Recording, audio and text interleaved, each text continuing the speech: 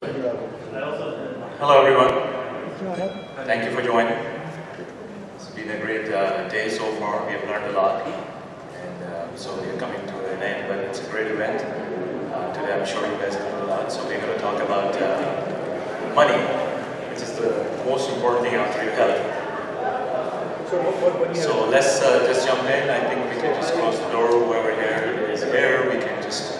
I have a presentation or a couple of slides, but I just wanted to be more interactive. You guys have questions, you can ask me, and we can just kind of make it like a interactive conversation-wise rather than me just going slide. I have a couple of slides which will go over real fast, and we'll go from there. So my name is Imran Jaffer. I've been in this wealth management for the last 20 plus years. That's all I have done. That's all I know. So let me ask you this question before we move on to the presentation. So we all know Warren Buffett here, right? There's no secrets about Warren Buffett. So his net worth, let's take an example, is 100 billion. Would you say just rough 100 billion net worth? So if I ask you guys that, tonight when you sleep and tomorrow you wake up, you will switch your net worth with Warren Buffett. So how many will say yes?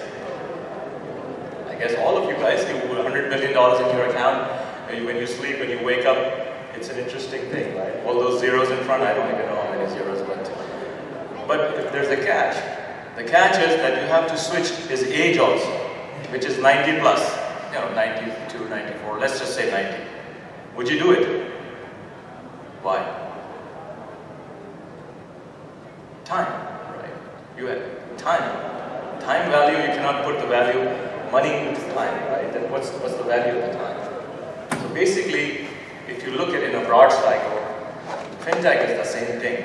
It's the time. It's saving you time, basically. You have already gone through those Fintech presentations and all that stuff. They've gone through much detail. But for me, at the end of the day, it's saving me time. It's saving me. It's giving me more resources. It's saving me cost. That's the bottom line. If you understand in a very lay language, that is the time-saving device which is going on in the Fintech. So let's jump in. Again, these are just definitions. What is Fintech? It refers to software and modern technologies used by business to provide and improve financial services. And so the financial technology innovations compete with the traditional banks and traditional wealth management. How is it doing different? What is it doing different? So that's the bottom line. What the Fintech is doing. The purpose, as I talked about in general, if you look at it, it's just very simple. It's basically, it manages your finances, operations, business to business. I'm not going to read line by line. If you want me, I can, but this is just definitions. But as I said, I just want you to get the concept right, that what is basically the Fintech, and then we'll get into what is it doing, disrupting in the wealth management. Okay. So here it is. The top reasons US consumers adopt Fintech solutions. Easy to set up, basically. More attractive rates and fees. Access to different products and services, better experience, better quality, more products than the banks, traditional banks, and traditional institutions.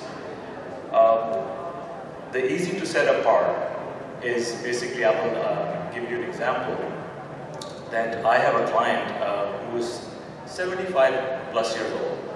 And recently he bought a new house. He wanted to downsize. His kids are out of school, married, moved on. And 75 years old, he bought a house in the Bay Area, a 2-bedroom for $1 million, and moved on. And what happened is, he bought the house, he financed it, did everything on this iPad. And he was so surprised that he comes from a generation where credit card was a big thing. Like when you're putting in credit card and it's charging you money, and it was like, wow, I didn't have to leave my house, and I did all these transactions through the Fintech technology. So that was the most amazing part to him, and that's, again, the power of the Fintech. Right.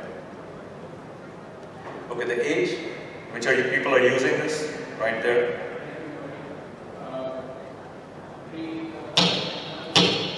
Not surprised. 48% is the age from 25 to 34, and then 35 to 34 is 41%. So basically, it is telling you that the new generations are using the technology more than other guys. But I'm surprised. Actually, I want to see that number higher. Where it says 75 and above. This only says 9%. I think we need to see that number a little bit higher, and which is doable. Okay.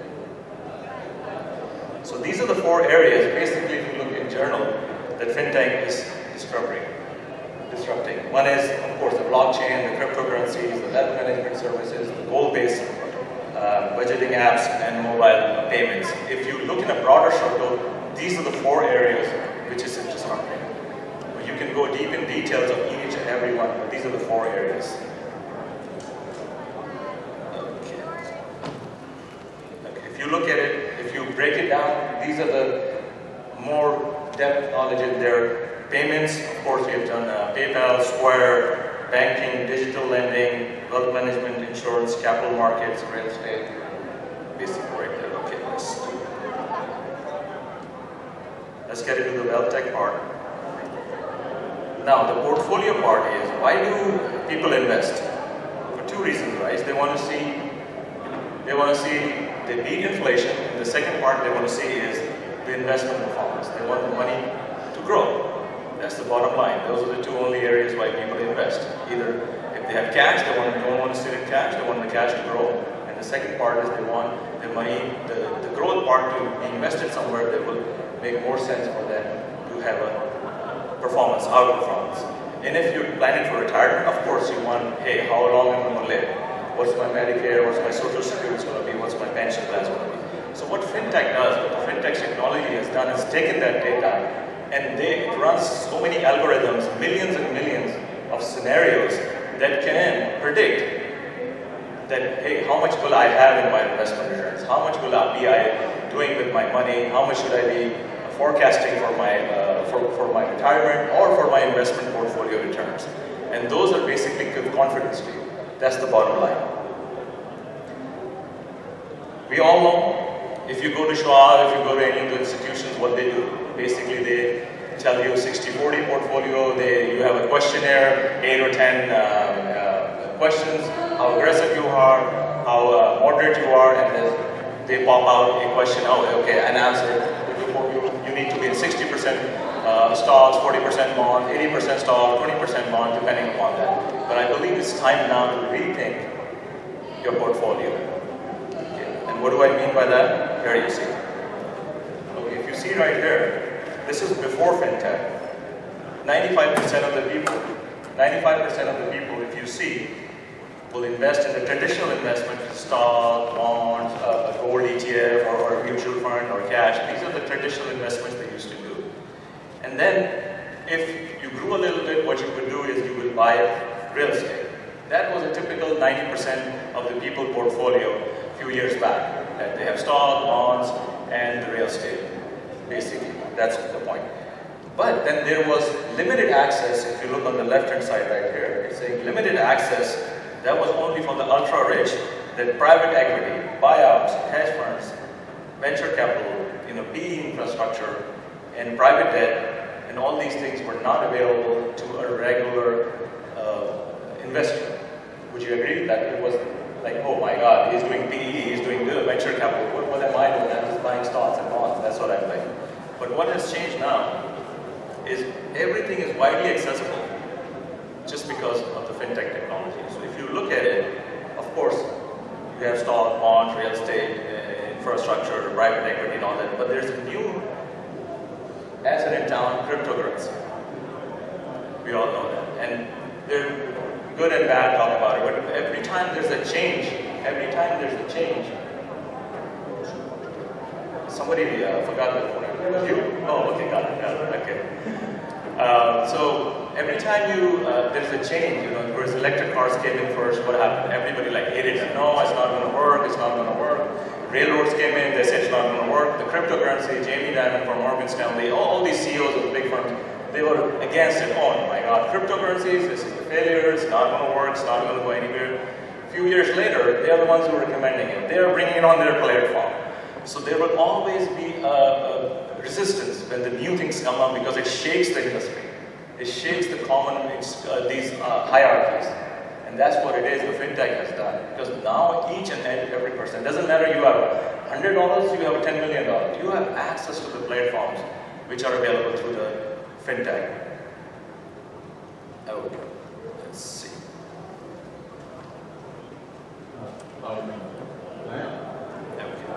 So this is basically a portfolio which typically people will have in their 401ks, or when they go to these institutions, Schwab or whatever institution, TD, Ameritrade, that they will have a deduction of their 1,000, 10,000, whatever money going in a portfolio, which is some stocks, mid cap, small cap, and depending upon the allocation which they will have. That's the typical before the Fintech thing happened. That was a typical thing right now.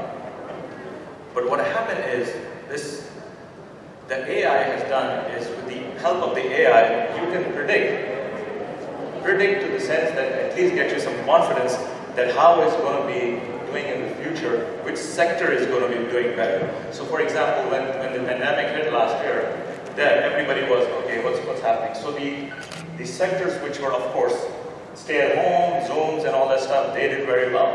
So there was a prediction by AI was going to do well. And there's scenarios can be run. All it does, there's no guarantees that it's going to work, but what it does, it gives you the confidence that what's the outcome. If you have a probability of millions and millions of scenarios run, and the probability comes out, this is the scenario will do better than that, what will happen? That will give you more confidence that this will give you the outperformance. And then, lastly, as I said, I just wanted to be more an interactive kind of conversation. You guys remember Blockbuster, right?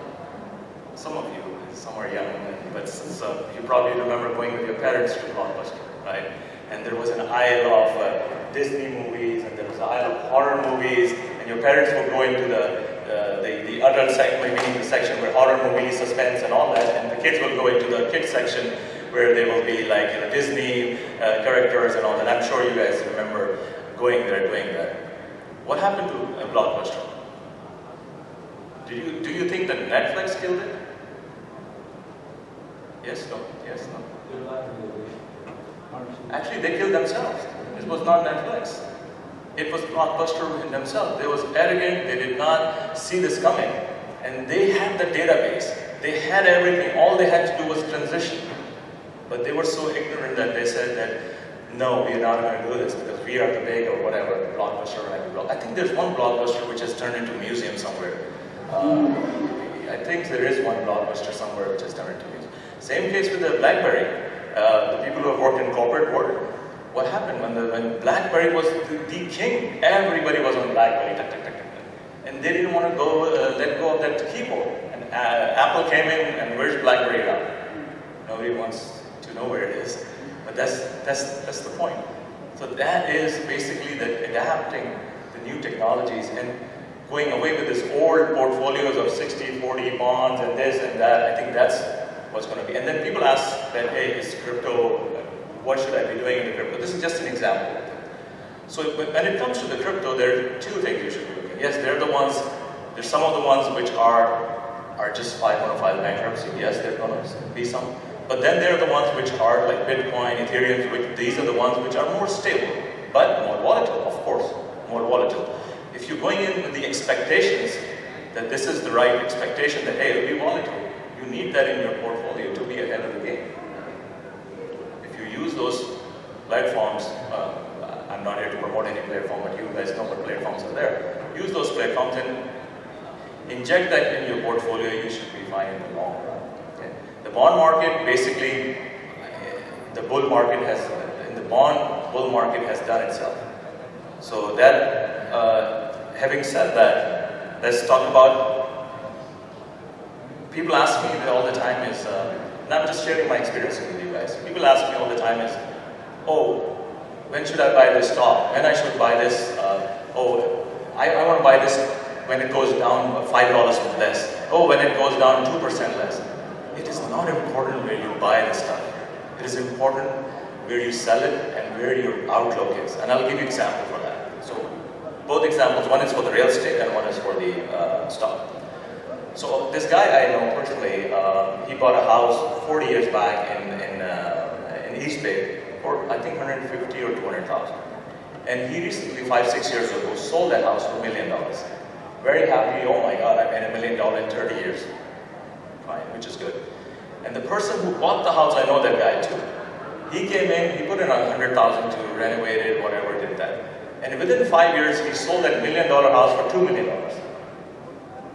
Right? So now, the guy who was buying the new one, if he would have thought the $1 million is a higher price, then look at this point. Oh, I want to buy it at 900,000. I want to buy it at 850. I want to buy it when the market crashes. So these are the elements which you have to keep in mind. I'm not saying that go tomorrow buy the most expensive house or anything. Tesla stock, everybody knows Tesla stock, right? I have people ask me when before the split, oh, it's $1,000, should I buy it? It's $1,000, no, I don't think so. I'm going to wait till it goes to $800. Right? Everybody thinks that. Oh, I'll wait for it to pull back. What happened? Split now, I think it's again $1,200, so it's basically pre-split cost of $5,000. So it does not, when you're looking at your investments, I wouldn't be so much nitty-gritty about the price which you're paying. Does it fit your goal? What are you trying to achieve in the long run? And that should be the ultimate, I think the ultimate decision making should be. You need to get out of your comfort zone, basically. That's what it is. When we talk about Fintech, getting educated about it and optimizing it and making an impact. So the bottom line is, do you think human behavior has changed in the last 50, 60 years? Do you guys think human behavior has ever changed? No, right? Some of you might remember that, taking those pictures and going to CVS and or Costco to get it delivered for 1 hour, and then putting them in a plastic album, and then having a party at home. Oh, we took a vacation, and we want to show you the pictures. I'm sure most of the people did that. Or the housewives getting on the tea party and showing, oh, we went for a vacation, and this is what we went, where we went, is my kids, and all. And it used to happen. I'm sure you guys still have some of them, not all of them. But have those boxes with those plastic albums in there. Has that behavior changed? No. The mode has changed. Now people post it on Facebook, Insta, Snapchat. I don't really know how many there are. My daughters tell me, and so I'm like, okay. So the human behavior never changes. It is just the medium or the mode where it changes. So that's all it is. The groceries. We're still buying the groceries. It's just that we're getting it delivered now. And having said that, coming on the grocery part, when technology flopped in 2000, right? The technology busted or whatever you want to call that. What was the reason why technology busted or what happened, which did not recoup in 10 years or so? What was the reason? Because the technology was not ready, right? Right now you go and order something on your phone. You don't even use a laptop or an iPad anymore. You use a phone. For what? For ordering stuff, DoorDash, everything. I remember in 99, 2000 using that Safeway service for groceries to get it delivered. I had to log into my laptop, open it up, and have a delivery come in the next day. It won't even come that day, the next day. And I don't even know where it is, who's bringing what is happening, and if there's something bad in it, I don't even know where to return. But now your driver is tracked. You're like, okay, I didn't get it, I didn't like it, and you just return it right there on the spot, you get refunded. So the technology at the time was not ready. The technology now is ready. That's the reason why we see all these, the Fintech or health tech. So the technology taking over basically all sorts of things. Okay. Any questions you guys have? I'm pretty much, as I said, I want it to be more of an interactive. And if you guys have any questions, now's the chance. I charge money otherwise. Just kidding. Yes, go ahead. You talked about the cryptocurrency. Right. One biggest unknown or that is the regulation which will be coming very soon. Right. From governments or any other places around the world. Right. And that is the biggest unknown at this time because there are a lot of issues, maybe money laundering and this and that going with it. So what do you think what's going to happen with that? Because until that issue is settled, cryptocurrency, it's getting to the mainstream, but it would not be regarded as a serious thing. Okay. So basically, you're saying, if I understand your question correctly, that the regulations are coming on the crypto side, and if they come up, what's going to happen? Should people be investing, or should people be waiting? Did I understand right? No, why would people be? Once the regulations are there, they will bring it to the same level as the bank or any currency. So, I personally feel my take on this is, yes, there will be regulation in some shape or sort, of course, because the SEC regulations do not want it to be unregulated. My take on this is, crypto is not going anywhere. It is to stay. With some regulations, of course, because they want to regulate it, that where the currency is moving.